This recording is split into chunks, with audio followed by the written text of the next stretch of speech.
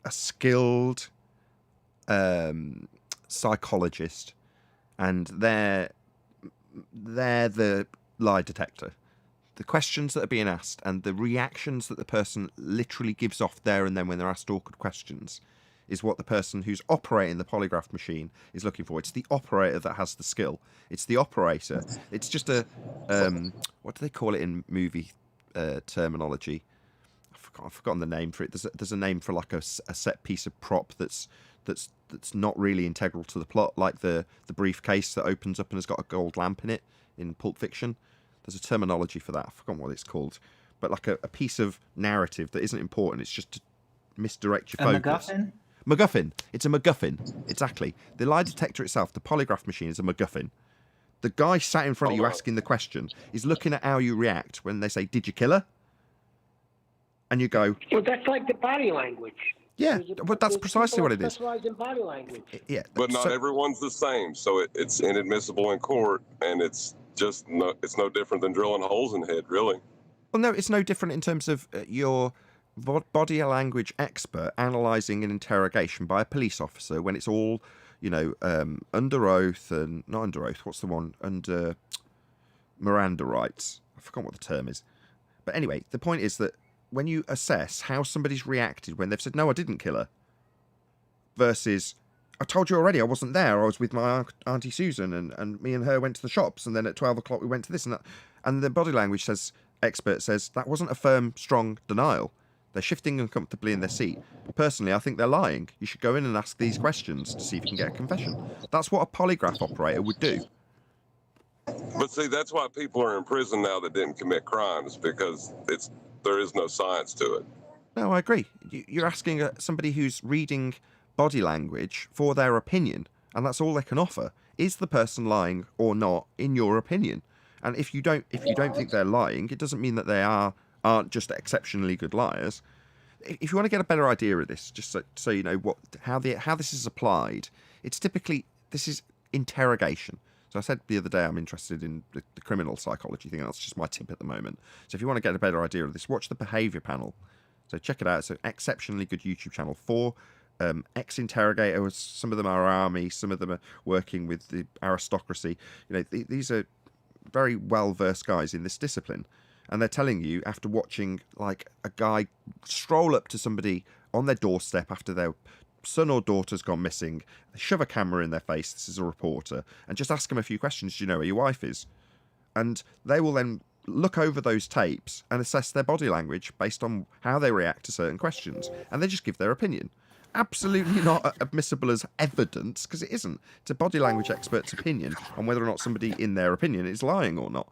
Doesn't mean they are, doesn't mean they aren't. It's just a useful tool. That's all it is. So, but the whole point of this is the polygraph machine itself. I don't know how we got on this. I don't remember what the last question was, housekeeping wise. Is a MacGuffin. It's not a real tool. You're not going to actually look at something on that graph and say, "Yeah, lying." It doesn't work like that. What question was that in response to? It was in response to Neil's son we got to, because I was just going to add we're kind of being faulted, Neil, as far as I can see, for having some intellectual honesty and not bullshitting, not just providing a just so story to appear intelligent. It's an admission of knowing what you don't know. So it's an odd thing to try and strengthen your hand, in the case of your son, by retorting like that with just because you're prepared to admit that you don't know past this point, means you're wrong. Especially when he's validating with stuff or giving just so stories to validate his side of things, and I assume he probably will admit the moon landings are fake, etc., etc. So it seems a naive position to hold, or a false position to hold. It's a kind of burden of reviews and ignoring it. One deck. Well, he doesn't answer me when I do say we don't know because we can't validate anything. We can't get there, and neither can your side. He doesn't say anything to that, so he knows that he can't. But he's It's a just bit. believing the rhetoric. It's a bit cogdissy, isn't it? Because he's searching for an excuse to stay in his paradigm, and he's using a weak point like, well, you admit that you don't know what's up there. So if you don't know it, I don't have to change my paradigm. It's Okay, cogdissy, okay, isn't it? let's use the law example again. So if you're in defence of a client as a lawyer, all you've got to prove is that they didn't do the crime that they're accused of. That's it. They've got to show that they didn't do it. It's not up to them to provide an alternative body to put on the stand to have up against the wall for the same crime. If they can demonstrate that their client was nowhere near the scene with 3 witnesses that put them somewhere else that would make it impossible to commit the crime, that would be the job of the defence lawyer to provide that. At no point will they go, well, who did it then? No, they might, and on the prosecution side, demand that they provide an alternative, but it would be fallacious. It's not up to the defence to prove the prosecutor's case against somebody else. It's their job to prove them wrong. Now, if you prove that they're wrong, you don't say, well, we're still going to prosecute you anyway because you haven't got an explanation for who actually did do this. So therefore, what we're left with is you still. Because our explanation for how you did it, regardless of you proving how wrong it was with you somewhere else completely, we've still got our story for how you did do it. And in absence of some other story that puts someone else at the scene of the crime, we're still going to prosecute you because we haven't got an alternative. So your son is in the stand, falsely accused of crime, and he gives his story for how he wasn't there, and they say to him, well, you weakling, you haven't got an alternative explanation for who did commit this crime that you weren't in any way aware of because you weren't anywhere near it, so you couldn't know who did it because you weren't anywhere near it. But you're not going to give us an alternative explanation for who did do it? Going to jail. As if.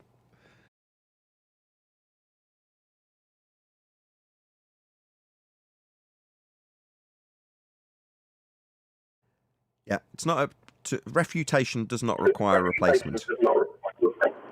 One deck. Can you help? Can I help? Causing a load of feedback.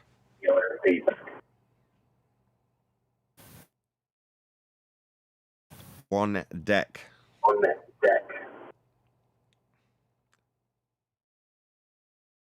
Yeah. Hello. Can you say hello? Can you acknowledge us? One deck.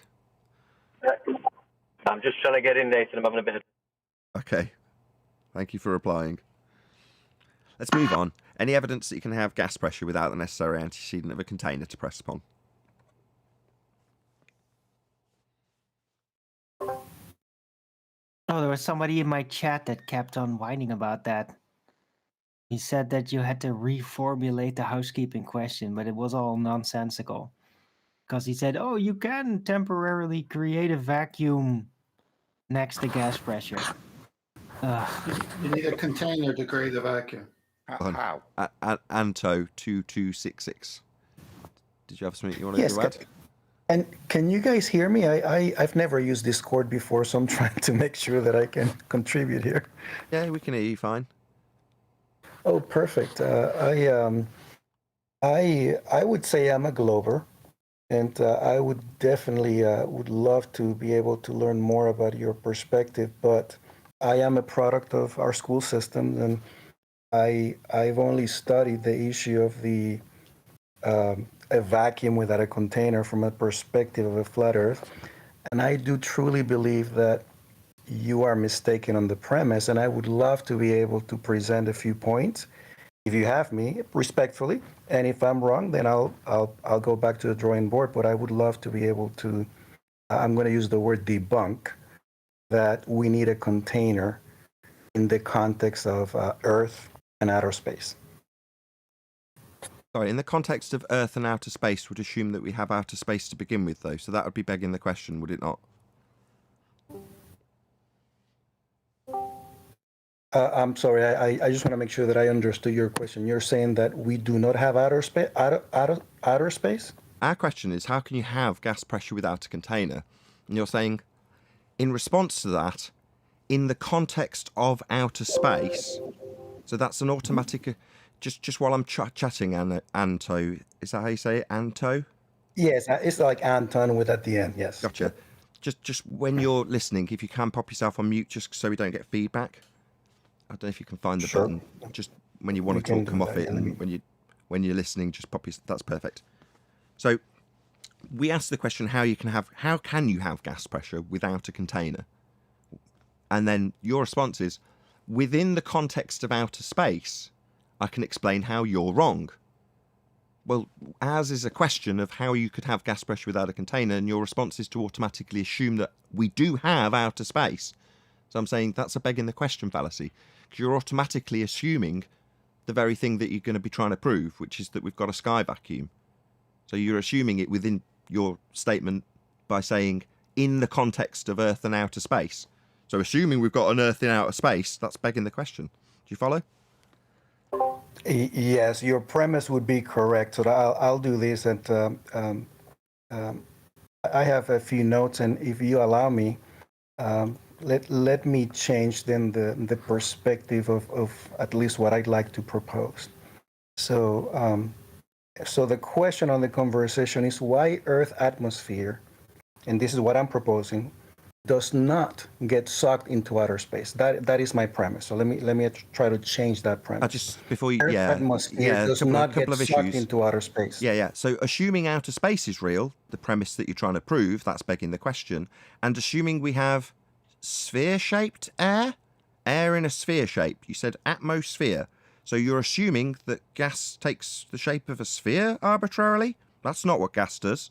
So assuming space and assuming sphere-shaped air, you're going to go on from there, are you? I still believe that the way that you're framing the question is a little different than what I'm trying to present. But I do see your point of view. Stop. I'm not presenting anything. You just presented it to me, and I've just repeated back what you've said. So I'm not framing anything other than what you said. Atmosphere, you said. That would be atmo, air, sphere. What part of that isn't what you said? That is what you said. So you are assuming, I absolutely assure you, this isn't my statement or my framing, it's what you said. That sphere-shaped air, atmosphere, that's what you've assumed. You've also assumed atmosphere in space. And then asked the question, when you've assumed the very thing you're trying to prove, that's the sky vacuum, why doesn't it do these things when I assume these two things are true? So you've got two problems, that you've assumed sphere-shaped air and you've assumed sky vacuum already before you've done anything. Two begging the question fallacy so far. Okay, so I concede to the assumption. So allow me to go back. Again, I'm not a professional debater. I'm just somebody who likes science. So going back, so air, forget that it is a sphere. I just wanted to present what I would call gas dynamics in a very simple way, and the way that the environment in which we live, it is affected by what we do and the way the gas reacts to gravity and pressure and I think I can make a case if I can get past. So don't assume. Let us not assume that there's a sphere. Okay. What about gravity? Want to be able to what's prove. that? I just want to be able. Sure. What's gravity? So first of all, we do not know why gravity is it happens, but back in the old times, and again that's not what I asked. What is it? Why it happens? What is that thing that's happening? Based on Newton, there's a force equation to gravity, but that's incorrect. You come to the present, sorry, that's gravity... incorrect. Do you want to just stop a second, Anto? According to Newton, that was superseded 106, almost 107 years ago. Did you not know that? Yes, gravity today is a bending of space and time. Right, so why are you telling us what Newton said? I don't get it. You're telling us about something that's 107 years out of date for your argument? Why are you mentioning Newton? It's been superseded. It's not a force, the issue you just stated.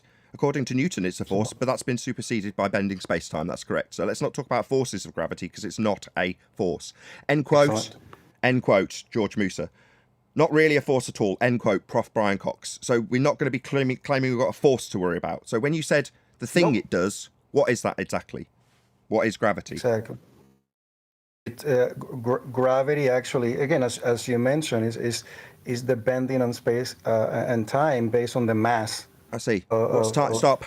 What's time?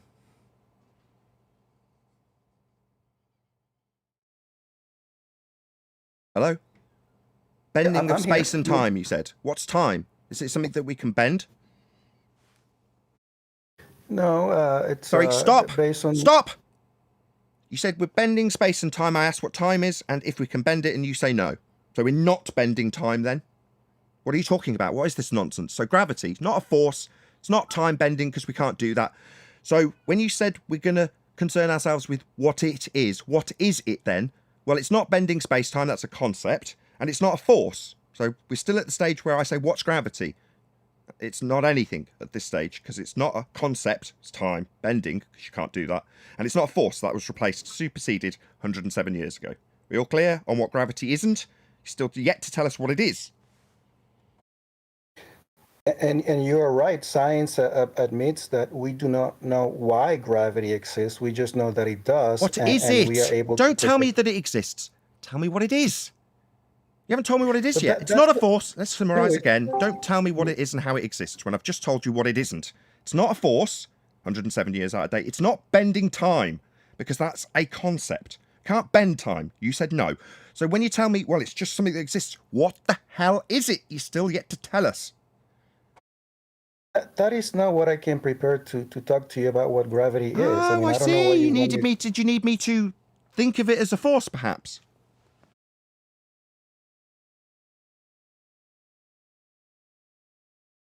I mean, this is not what I came ready to talk to you about gravity. I heard you the first time. I said, would it be easier if I thought of it as a force that we don't encounter and was replaced 107 years ago? Would that be easier? When it comes to smaller masses, I mean, the force mass? equation and mass. Sorry. Mass. What's that? Mass. What's that? Do you want to define that? Mass. What is that? It's the ability to mass based on their size to actually attract other objects. So there's a relative. Hello. What is mass? I'm here. What is mass? Do you want to define mass for us? I am not a scientist. I don't know exactly what. Why are you using it then? What? Sorry. Why are you using that word then? If you don't know what it means, why are you using it? Telling us about the mass and how it's going to affect us. Why don't you know what it means? You're the one telling us about it. Hold on a second. You asked me questions that have nothing to do with what I wanted to talk to you about. And oh, really? Oh, really? So when I say what's gravity and you start talking about what mass is, and I ask you what mass is, you claim it's nothing to do with what you're talking about when you use the word mass and I asked you to define it. That is absolutely what you are talking about. You use that word. You said mass, did you not? So may Hello? I actually go back just listen to the words. You said mass. I said math, yes. Right, so math. Stop. So don't accuse me of making up stuff that isn't anything you've talked about when I ask you to define a word you have used. You just need to define it. And if you can't, yeah, because you're not a scientist, then don't use those words that you don't understand. Okay? It's simple. Okay. Don't then tell me that I'm doing something wrong when I've simply asked you to define a word you used. We clear? We're clear. Good. So what's mass? You don't know, because you're not a scientist. Okay. So stop talking. I'm summarising your complete lack of understanding of your own claim at this point. You've claimed that we've got to account for mass when we describe how we're going to have gas pressure not filling containment that it's got when we haven't got it. That's what you're trying to do. You've said we're going to have to worry about gravity. Yeah, we are not going to worry about gravity and bending concepts or mass attracting mass because that's been superseded 107 years ago. And mass itself is undefined by you, the one making the claim, who's now telling me that I'm getting you to talk about things you're not talking about. No, you said mass and then claimed you don't need to know what it is because you're not a scientist. I doubt you know what science even is. So, gas pressure without a container. How can you have it? All right. If I could, there are three simple rules that we were taught in school. I'm going to say, imagine atoms flying through empty space unimpeded. That is one rule. And for example, there's no friction and no air resistance present, because atoms in this case are the air that we know as air. So that's rule number one. Atoms, in this case air, because that's the case that we're trying to talk about, fly through empty space unimpeded. That's rule number one. Rule number two, atoms bounce off of each other based on conservation of momentum and energy. So they are moving through space, they bounce off of each other, and but they are really bounce off of each other based on conservation of momentum and energy. Imagine billiard balls bouncing off of each other until the momentum and the energy dissipates. So that's rule number two. Wrong. Rule number three. Stop. There. Go ahead, Adam. You got there before I did. Go ahead, Adam. Wholly incorrect, sir. So your understanding of gas behavior is just you've just made a statement that's opposite to gas behavior with regards to, I think you used the phrase conservation of, was it momentum? Yeah, conservation of momentum and energy. Yeah. Yes, that is correct. That's not how we describe gas molecules, is it?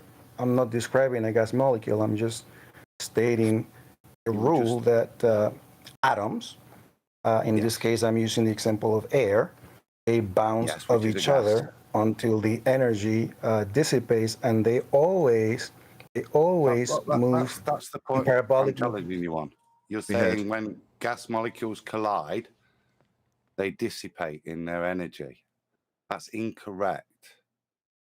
Collisions within gas molecules, are not, they're elastic. There is no change.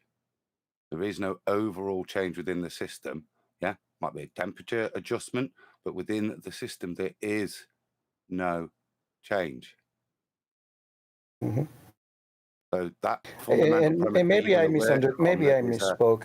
The example that I said, when you hit billiard balls and they bounce off each other, eventually that momentum will slow down, right? Yeah, they're not gas. They will come to us. Yeah. Okay. Thank you. And that's the opposition. That's the complete point. That's the point I'm making. The analogy you're using is in complete contradiction to gas behavior. Those gas molecules are never going to slow down. They're never going to bang together and lose energy by making sound, for example, are they? So it's described as kinetic energy, and it's described as elastic. You might want to look at that, and that'll then explain to you why what you're saying is in opposition to physics.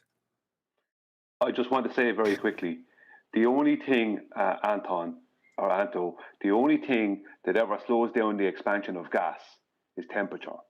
Temperature will cause it to expand faster or to expand slower or to contract, let's just say. So it's just the only thing, only temperature. Okay. Yes, I think I understand exactly how temperature. Yeah. Okay, great. So given that they're not going to slow down and then fall to the ground, go down, go boom, boom. Yeah, that's not how gas behaves. Prior to that statement, which has now been corrected, you described gas moving freely through space? Yeah, the air that we breathe, it's all over around us, and that's what I'm calling as an example, atoms of air, and they move. If you move your arms, you're moving the air up, and if nothing else happens affecting that movement, those atoms or the air molecules will go back down in parabolic movement, going back down. That's wrong. Sorry, so let me get this straight. You think that gas falls down? The atoms in yes, everything comes back down. I see. And I am prepared to talk a little bit about pressure, but hello, yes, everything would come down. Hello. We heard your claim. You're claiming gas go down, go boom, boom, like solid billiard balls. That's what you're claiming. We heard your claim. So have you ever, you got a window close by? Do you have a window close by? Yeah, I do. Can you look out of it for me? Look up at the sky for me. What do you see?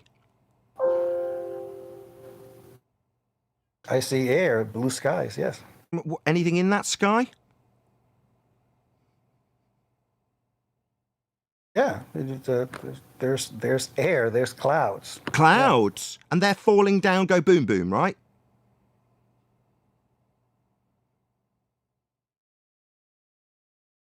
Don't seem to be responding.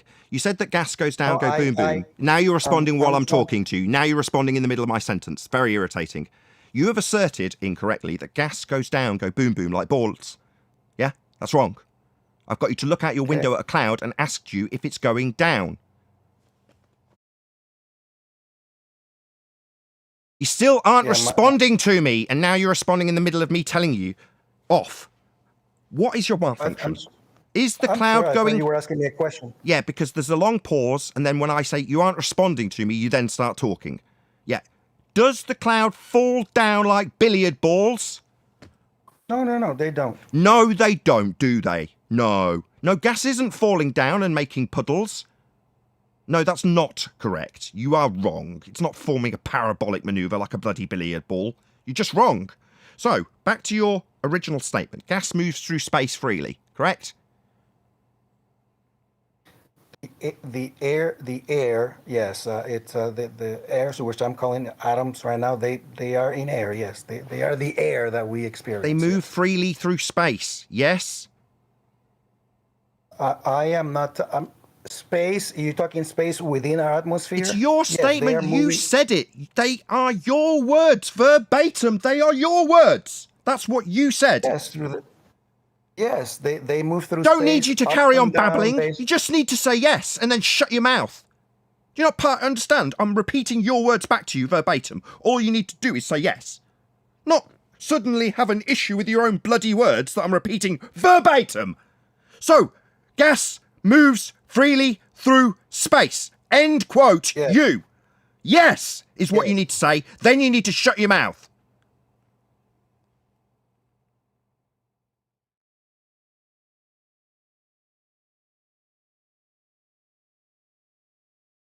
Do I need to quote you again? For the third time? I'm going to quote you again, Anto. Gas moves freely through space. End quote, Anto. Yes? Yes, and based on... So then shut your mouth! So gas would fill space! Space is fake as fuck. Gas would fill it. Gas moves freely through space. If sky was space, gas would move freely through it. Clear? Are we clear? Yes, I said yes. We're so we've debunked space then? So my claim is that atoms fall down. Sorry, your claim was gas moves freely through space, and then I got you to look at a cloud and gas wasn't going down, go boom boom to form puddles, you circle-jerking idiot. No, I know your claim was gas takes a parabolic manoeuvre. That would mean it goes down, go boom boom, and forms puddles. Then I got you to look at a cloud, didn't I, Anto? It's not going down, you conceded. Right, so your horse shite nonsense that assume gravity that we've already taken away from you so you can't appeal to it doesn't make gas go down, go boom boom. Meanwhile, as you correctly identify, quote, gas moves freely through space, end quote, you confirmed. Yes. Then you try and babble through the devastating conclusion with your own words that debunks space. Yes, Nathan, that's right. My own words debunk space and gas isn't going down, go boom boom to help me. Hello? May I speak now? What, maybe you can reaffirm that you haven't got gas going down, go boom boom, and that gas does indeed fill space and move freely through it. That's what it does. Elastic collisions, not down, go boom boom. I'm annoyed at you because you repeated the same crap that gas was going down after we took it apart for you. That's why I'm irritated. Do you understand why I'm irritated, given that you've repeated that gas go down, go boom boom? I don't need to understand why you're irritated. I'm just trying to continue to learn and have a conversation, but... Really? Learning isn't repeating something that we've explained to you isn't the case. You've looked at a cloud, you've confirmed it's not going down, you understand that gas is going to fill the availability of volume, it moves freely through space, end quote. So you understand this, but then you went on for a second attempt to chant your fundamentalist zealot religious belief at me that gas goes down. That is why I'm irritated. I know you're not concerned with why I'm irritated. I'm now telling you that your repetition of something that we pointed out by getting you to look at a cloud isn't happening is irritating. Don't tell me gas goes down, go boom boom to form puddles. It doesn't. So asserting it for a third time will really piss me off. Clear? So, gas filling space. How can you have gas pressure, Anto, without a container? So far, not so good. I could try to answer that one. So to be in the way that we were taught in school, that gravity brings everything. Hello, you stupid shit. Listen. Hello.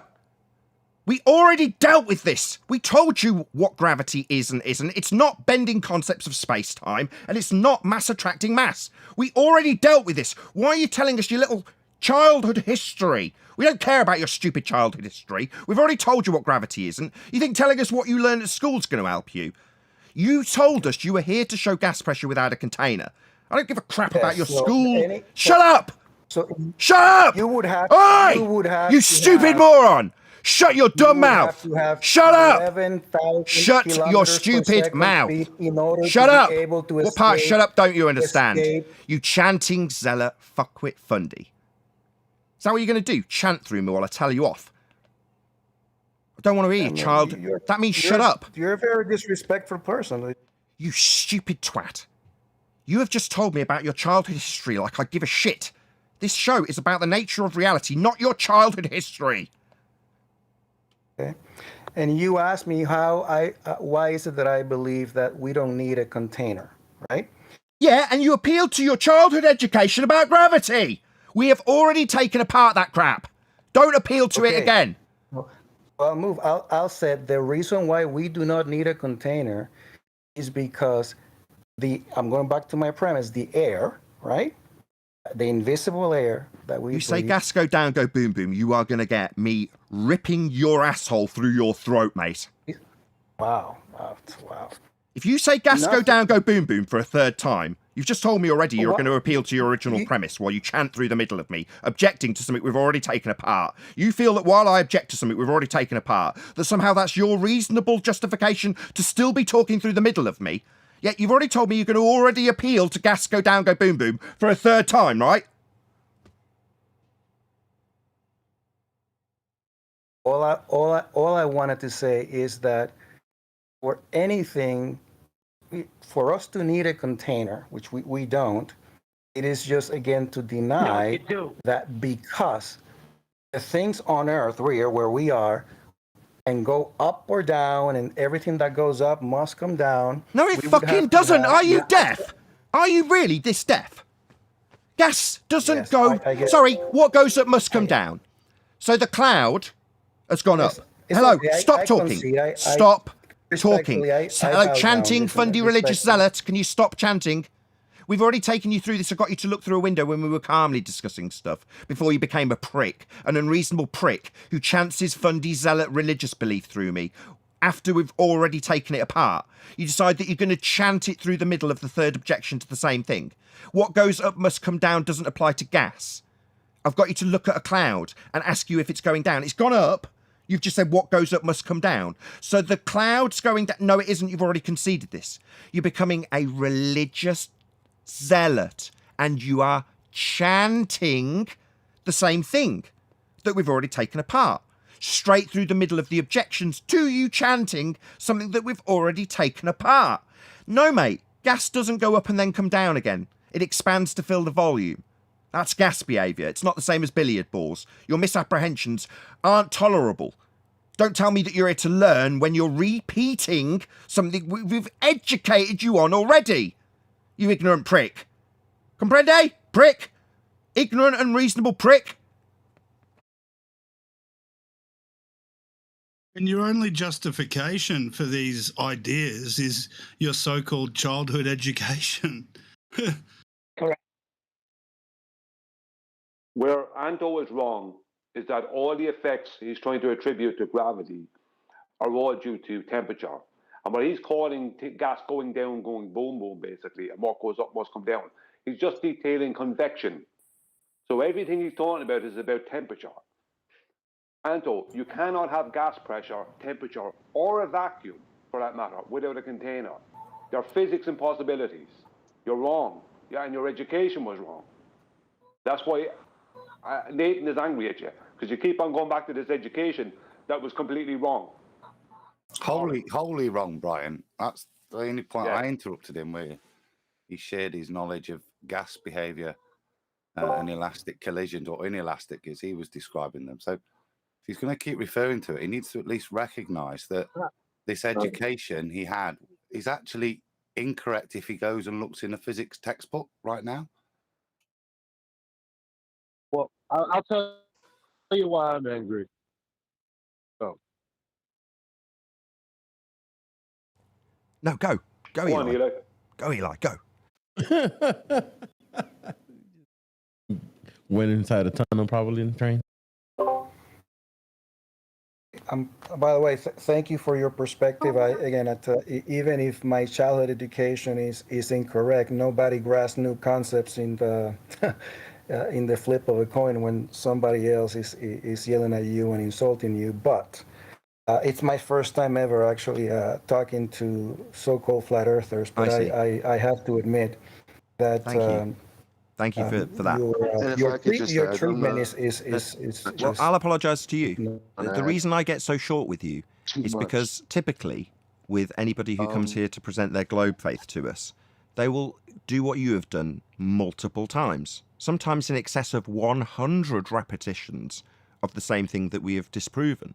Now, you only did it 2 or 3, but my temper's short when it comes to people chanting at me that gas go down, go boom, boom. It's absurd. So when we get them to look at the gas and what it's doing, and they describe to me how it's not going down, and then 3 minutes later tell me it is going down because I just believe my original premise that's been demonstrated wrong, well, okay. How can you say that you're here to be educated if you're telling me I'm wrong after I've shown you to be wrong? I don't get that. You're saying, I don't get it in the drop of a hat. Well, drop of what? The gas? I would go back and I would try to understand the gas dynamics of clouds and see exactly where I didn't think about that. Gas behavior. It's just that's how gas behaves. Do you know what PV equals nRT is? Yeah. And even if I'm wrong, well, I was hoping to see if somebody could help me understand, because the way that I've learned and the way that I've understood it, it is that for anything, and then I'm going to use the word atmosphere, anything to escape are what we so-called atmosphere. For anything to escape into that perpetual free falling, we would have to have what is called 11,000 kilometers per second to escape. Escape velocity is called. And then you stare on that perpetual free falling. The air molecules that I was referring to coming down by gravity in parabolic motions until the momentum dissipates. As it comes down, obviously there's pressure at the bottom. That's why we can breathe the air when we are high in the sky. Oh, God. Thank you, my friend. Thank you. Yeah, it's not like I've heard this for 6 straight years or anything. Yes, thank you for chanting your religious fundamentalist belief in gravity and gas go down, go boom, boom, and orbital motions and escape velocity from the sphere-shaped air. So we've got to have an escape velocity to escape sphere-shaped air. Why is it that air is in a sphere shape and suddenly needs us to go at a certain speed to escape from something that wouldn't be in a sphere, in a vacuum? It would escape itself. You know, you're telling us that we've got to suddenly worry about going past the air that is somehow in a sphere shape. No. Gas doesn't take the shape of a sphere. It fills whatever volume it's got. That's what gas does. It fills the availability of volume. I asked if you understood of PV equals nRT. Have you ever heard that before? No, I don't remember if I have. I haven't studied that, no. Standard gas law.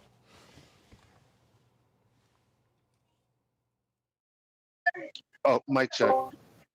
I don't know if I could squeeze in here if you guys moved on. Look up gas law. You're here telling us about high school heliocentric gravity and its behaviour on gas when the rhetoric you were taught, they never mentioned to you at school that it was out of date by 107 years, but yet you're vaguely aware of bending concepts of space-time. But you don't know what gas behaviour is. If you're here to tell us how gas behaviour is, in line with your rudimentary heliocentric understanding of gas behaviour, why haven't you just looked up gas behaviour? I don't understand it. You don't know what PV equals nRT is, but you're here telling us how we can have gas pressure without a container. I mean, if I may, candidly, the moment that you made me consider the fact that gravity, for example, because I accept gravity as it is. What is it? So the moment. Sorry, stop. I asked you what it is. You say I accept gravity as what it is. I've asked you what it is. You've said it's a force. No, it isn't 107 years out of date. You said it's bending time. No, it isn't. We don't bend concepts. You can't bend time. So when you say you accept gravity for what it is, can you tell me what it is again? Given that we've already done this, and this is extremely irritating to be told that you accept something that I've asked you to define. What is it then? I said, what is gravity? What is it that you accept again? What is it that you accept? Can you tell me what it is that you accept, please? No. Again, you're challenging my assumptions, but what I'm saying is that I had accepted gravity as I was taught it was. So you are making a claim that gravity, it is not what we've been taught it is. So No, I'm not. No, I am not. Einstein did that 107 years ago. Why are you saying I've done that? No. Einstein did that. Did you not remember us going through it when I pointed out that Einstein superseded it? And then you told me how he superseded it? Because you seem to be now projecting Einstein superseding Newtonian gravity, so it's not a force anymore. That's not me. So, well, let me allow me to explain from my understanding of Einstein perspective as well, since we are there. I just want to make sure that I understood what you're saying, because you're saying that we cannot bend space-time. You show me that's time? What you're saying. No, I'm not saying it. Do you want to show me time? Can you show me that so I can bend it? Maybe I can dilate it. Can you show it me first so I can bend it? No, I don't know that. Sorry, you said I'm making a claim that we can't do that. No. It's your positive assertion that we can when you say you accept it. That would be gravity. Well, what is it?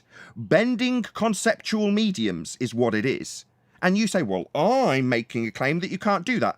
Sorry, do you want to show me you bending time as it's your claim that this is a thing that you accept? Oh, but given that it's a concept we're bending, I definitely am not making a claim about it. I'm ripping apart Einstein's conceptual medium being bent. That's not me debunking mass attracting mass, it's Einstein, and then I'm ripping apart Einstein based on it being a pseudo-Ramonian force space time bending. That's Einstein's nonsense in fourth dimensional space-time that we don't experience and cannot bend. So what is it again, I'll ask for about the fifth time, that you accept when I got annoyed and said, sorry, why is it you're telling me that you just accept it, gravity, when you still haven't told us what it is that you're accepting? Definitely not bending of time. That's not my claim, by the way. It's your nonsense that you believe in. It.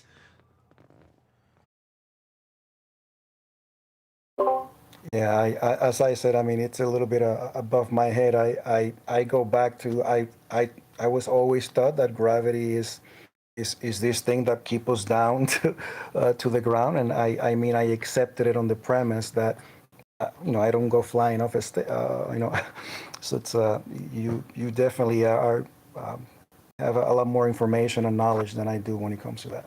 Things do fly up. You're just not lighter than air. If you were lighter than the air, you would fly up, like the clouds. But you're more dense than the air, so you fall through the air. And now if you're about the same density, given that you've got lungs and a lot of water in your body, you can float on water because you're about the same as it. Yeah, density, yes. Yeah, that's density that explains that then. Exactly, I agree. So not gravity then, just density, how dense things are relative to the medium that they're in. So if I may ask a question then, because density, that makes sense. Density is a great answer to that. So right now where we are, the air is dense, right? Because the air molecules are are coming down and Are they? creating Oh, a stop! denser- Sorry, where, pray tell, are they coming down from? Do you want to tell me which gas factory in the sky is making gas and pouring it down upon us? Can you tell me that, please? I'll give you a It's not coming shocking down clue. in There New isn't York. any. That no gas is produced in the sky. That's delusional nonsense that you've just spouted there. Why would gas be produced in the sky? Which gas is produced in the sky? Oh, none of them. Anto, the only thing that changes a gas's density is temperature. Temperature controls gas. You need a container and temperature. They are the two requirements for the controlment and manipulation of gas. It's told us it's more No dense gravity. at ground level because gas is pouring down on us. Sorry, gas is pouring down? Is it? From where? What's producing the gas to pour it down? Go boom boom, like clouds don't do. Gas go down, go boom boom. This is the third time you've asserted this irritating nonsense. That gas is produced in the sky and coming down to make it more dense at the bottom. Correct? So which gas is produced at the top of the sky and poured down on us? Go down, go boom boom into puddles at the ground. The other gentleman was saying that it is temperature. So if temperature is cooler at our level, just like when you have your AC in your house, right? Right, you told us warm that. air, right? Sorry, my friend. What you're doing is you're throwing this crap out. Your religious belief, and when I challenge you on your religious belief and say you've just told us, literally moments earlier. Can someone mute one deck? Or kick him out. It's just causing non-stop chaos every time he comes off mute. Just kick him out. Right. You told us gas go down. That's why it's more dense at the bottom. That's what you told us. Now, my question to you, based on your claim, was which gas pours down upon us? Go down, go boom, boom. Which gas? Because until this is resolved, I've got a live show running. Yeah. The air we breathe. That was my premise from the get-go. So you think the air is produced in the sky and poured down out of a jug, down go boom, boom? Which gas is produced which air is produced up in the clouds and falls down? No air is produced in the cloud. The oxygen. Sorry, my friend. Stop. You just need to just confirm the bit that I'm destroying your argument with. No, air's not produced up top, fall down. So when you said the reason it's thicker or more dense at ground level was because there was gas coming down, that was just complete nonsense then. Let's just clear this up before we move on. What about Nathan? Did he just say air was produced in the clouds? No, it's not produced in the clouds. That's the point. He said it was coming down. The reason there's more of it, more dense at ground level, because it's coming down. That's what he said. Now I've said no gas produced in the sky, poured down, go boom boom. No puddles of gas. Gas not going down, go boom boom. So his assertion that he's still yet to say, no, that's just nonsense that I said. He's not conceding. So we're not moving on because he's under the misapprehension third time in a row. I'm so sorry. I'm so sorry. I do concede that the air is not produced in the clouds, and I was using the temperature argument, which is not an argument; it's a fact. So if the temperature of the air is colder where we are at the ground level, is going to be the molecules are going to be closer to each other. It's going to be denser. The pressure is going to increase. So that's all I was saying. Okay, but ultimately, can I? I will in the after show. Okay, Brian, I'm really sorry. I'm sorry. So the gas comes from the ground. You appreciate that, and then it makes its way up, right? So that you've got air at the top of Everest and stuff, right? It's come from the ground. That's where it's produced and goes up. Correct? That's it's created by the vegetation, and then obviously wind, which is a exchange of temperature, cold and air, then moves the air molecules or the air atoms all over the place, but never at a speed fast enough that they would be able to. Again, I understand that it's not what you understand, but it then would never be able to escape, as I mentioned earlier, the escape velocity. Sorry, escape velocity. Sorry, what are you talking about now? Escape velocity. Escaping from. Sorry, stop. Escaping from sphere-shaped air. Yeah, that's what I was taught in school. Yeah. Yes. Yeah, it doesn't take sphere shapes. It takes the shape of a container. Volume. Whatever volume it's got, that's the shape that the air. It disperses. It's called entropy. So, gas, so far, I've led you a little bit, not quite far enough for me to round out the live show. So gas is created at ground level and is making its way up to fill available volume. You understand that so far? You said you wanted to be educated. I'm trying really hard to educate you. That is correct. The vacuum or the space will be filled when the moment you open that door, it's going to seek equilibrium. Yes. So space is fake, because if the sky was a vacuum, the gas we breathe would fill the space. It's not a vacuum out of equilibrium, because again, it's just as long again. If there's no gravity, as I said, you took my argument from the get-go, because I have to rethink gravity. But there is no sorry. Bending space-time and mass attracting mass replaced 107 years ago. Yeah. We've covered that. Sorry. Yes. Sorry. Yeah. Just need you to concede. So gas made at ground level makes its way up. It fills the availability of space. Correct. Mm-hmm. That is correct. So gas fills space, as you said at the beginning of this discussion. Then. Yeah, it's just now the density of that gas based on altitude. It's different. Yes. Yeah, it gets less because there's less of it, because it's produced at ground level and is dispersing, getting thinner as it goes up. And then we have dynamic systems that could only be achievable if they were contained. Because if they weren't contained, the gas would fill the availability of volume, and your idea of space would mean that we had a vast volume for the gas to fill, and that's what it would do. So space is fake. If the sky was a vacuum, the gas we breathe would fill that space. Yes, in your premise as presented. No, in my premise, just based on gas behaviour. Not a premise I'm putting forward, gas behaviour. So if space is faked, what is it? What's in there? Right, if space is fake, what do you mean if space is fake? Space is fake. If the sky was a vacuum, the gas we breathe would fill that space. You understand that, correct? Yes, that's... Excellent. Thank you. With that, I'll say if you are watching this on either Nathan Oakley 1980 or Nathan Oakley premiering streams, then stay tuned, as there will be an after show to follow. Unfortunately, if you are watching this live and you did hit the super chat and I missed it, then I'm really sorry, but I will see if I can shout you out in the after show. As I say, stay tuned. If you are watching on either premiering stream, I've been Nathan Oakley, and I'll see you all in the next video.